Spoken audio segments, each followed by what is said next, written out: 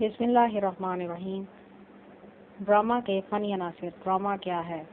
ادب میں قصہ یا کہانی بیان کرنے کے کئی طریقے رائج رہے ہیں، مثلاً داستان، ناول اور افسانہ سب کہانی ہی کی مختلف صورتیں ہیں۔ ڈرامہ بھی کہانی کی ایک شکل ہے، یہ ایک یونانی لفظ DRAO ڈراؤ سے بنا ہے، جس کے لفظی معنی ہے کرنا یا کر کے دکھانا۔ اس طرح ادبی اصطلاح میں ڈرامہ اس صنف کو کہتے ہیں جس میں زندگی کے واقعات کو کرداروں کے ذریعے اسٹیج پر دکھایا جا سکے۔ یوں ڈرامہ دوسری اصناف سے ایک مختلف صنف بن جاتی ہے جس میں الفاظ اور عمل دونوں کی کار فرمائی شامل ہوتی ہے۔ داستان، ناول اور افسانہ تو صرف پڑھنے کے لیے لکھے جاتے ہیں، لیکن ڈرامہ دکھانے کے لیے تخلیق کیا جاتا ہے۔ ڈرامے کے بارے میں سید امتیاز علی تاج کا یہ قول یاد رکھنے کے قابل ہے کہ جو کہانی اس خیال سے تیار کی جاتی ہے کہ ایکٹروں کی امداد سے اسٹیج پر بطور واقعہ لوگوں کے سامنے پیش کی جا سکے، وہ ڈرامہ کہلاتی ہے۔ دنیا کا ہر فن کچھ عناصر سے مل کر تشکیل پاتا ہے۔ ڈرامہ بھی ایک فن ہے جس کے لیے مندرجہ ذیل فنی عناصر متعین کیے گئے ہیں۔ پلاٹ۔ ڈرامے میں جب چند واقعات ایک منطقی ربط اور فطری تسلسل کے ساتھ اس طرح پیش کیے جائیں کہ ایک قصہ یا کہانی بن جائے تو واقعات کے اس مجموعے کو پلاٹ کہتے ہیں۔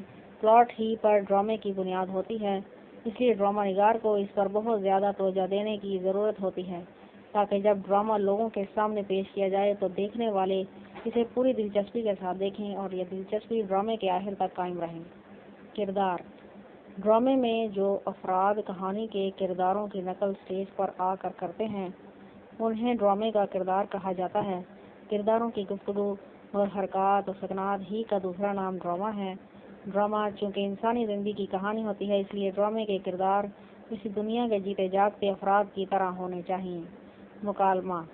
کردار اپنے خیالات اور جذباتی کیفیات کا اظہار جن الفاظ کے ذریعے کرتے ہیں انہیں مکالمہ کہا جاتا ہے۔ مکالمہ ڈرامے کی روح ہے۔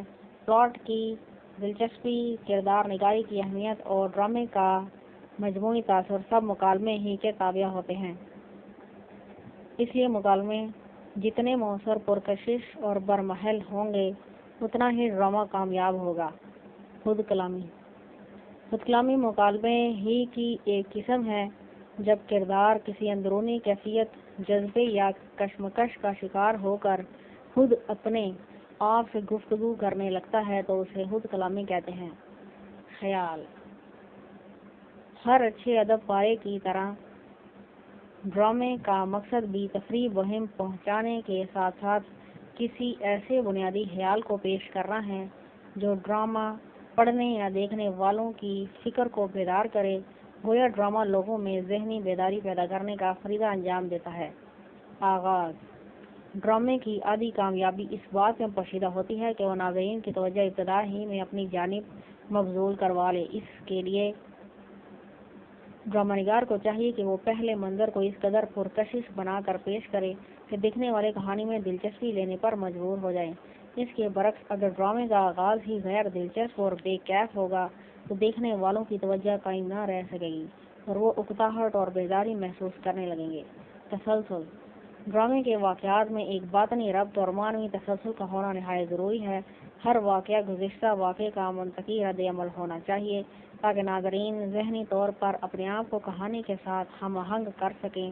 اگر کہانی کے واقعات زنجیر کی کڑیوں کی طرح باہم مربوط و مسلسل ہوں گے تو آغاز سے انجام تک ڈرامے میں روانی اور تسلسل قائم رہے گی۔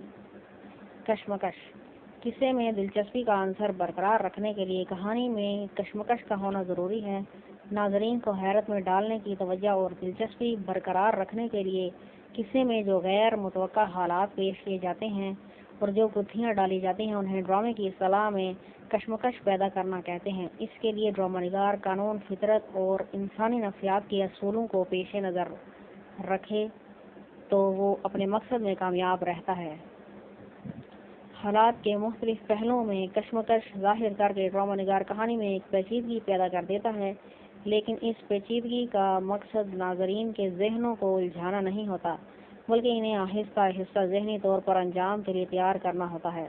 کبھی کبھی ناظرین ان الجھنوں کا حل خود اپنے طور پر تلاش کر لیتے ہیں، اور جب نتیجہ ان کی توقعات کے مطابق نکلتا ہے تو نہ صرف انہیں خوشگوار حیرت ہوتی ہے بلکہ وہ ڈرامے کے تخلیقی عمل میں اپنے آپ کو شریک سمجھ کر ایک ذہنی مسرت اور اطمینان حاصل کرتے ہیں۔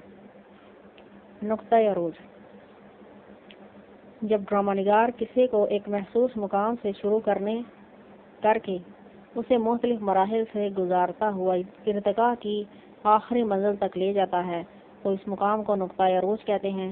پلاٹ کے اعتبار سے یہ قصے کا سب سے اہم حصہ اور سب سے نازک موڑ ہوتا ہے، اس لیے کہ حالات کے سارے سلسلے اور واقعات کی ساری گتھیاں یہاں آ کر جمع ہو جاتی ہیں، اور یہی وہ موقع ہوتا ہے جہاں ڈرامہ نگار کی ساری فنی صلاحیتیں آشکار ہوتی ہیں۔ چونکہ نقطۂ عروج ڈرامے کی اہم ترین منزل ہے، اس لیے ڈرامہ نگار کو پوری کہانی کے پس منظر میں اسے اس طرح پیش کرنا ہوتا ہے کہ قصے کا اثر کھینچ کر اس ایک منظر میں جمع ہو جائے اور دیکھنے والے ایک سکتے کے عالم میں سانس روک کے اس بات کے منتظر رہیں کہ دیکھیے اب کیا ہوتا ہے۔ انجام اور نقطۂ عروج میں بہت کم فاصلہ ہے، اس لیے کہ واقعاتی اور تاثراتی اعتبار سے ڈرامہ نگار ناظرین کو نقطۂ عروج میں جس منزل پر چھوڑتا ہے، انجام کا مرحلہ دراصل اس کا منطقی نتیجہ ہے۔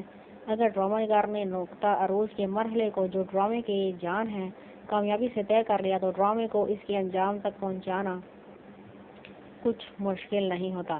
البتہ یہ ضرور ہے کہ کہانی کو کہاں نقطۂ عروج پر لے جا کر کس جگہ اختتام پذیر کرنا ہے، اس کی منصوبہ بندی ڈرامہ نگار کو بہت پہلے سے کرنا پڑتی ہے، اور اس طرح ڈرامے کے انجام کو اس کے آغاز اور ڈرامے کے مرکزی خیال سے مربوط رکھنا پڑتا ہے۔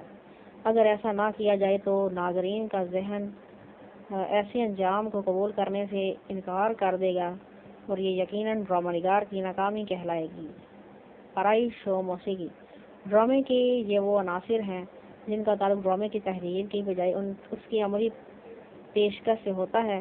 آرائش سے مراد اسٹیج کی ترتیب اور کرداروں کے ملبوسات ہیں، جبکہ موسیقی سے مراد پس منظر کی موسیقی ہے، یعنی اسٹیج پر پیش کیے جانے والے کسی منظر کے تاثر کو ابھارنے کے لیے اسٹیج کے پیچھے سے ایسی موسیقی پیدا کی جاتی ہے جو اسٹیج کے ماحول اور کیفیت سے نہ صرف پوری طرح ہم آہنگ ہوتی ہے بلکہ اس کی اثر پذیری میں اضافہ بھی کر دیتی ہے۔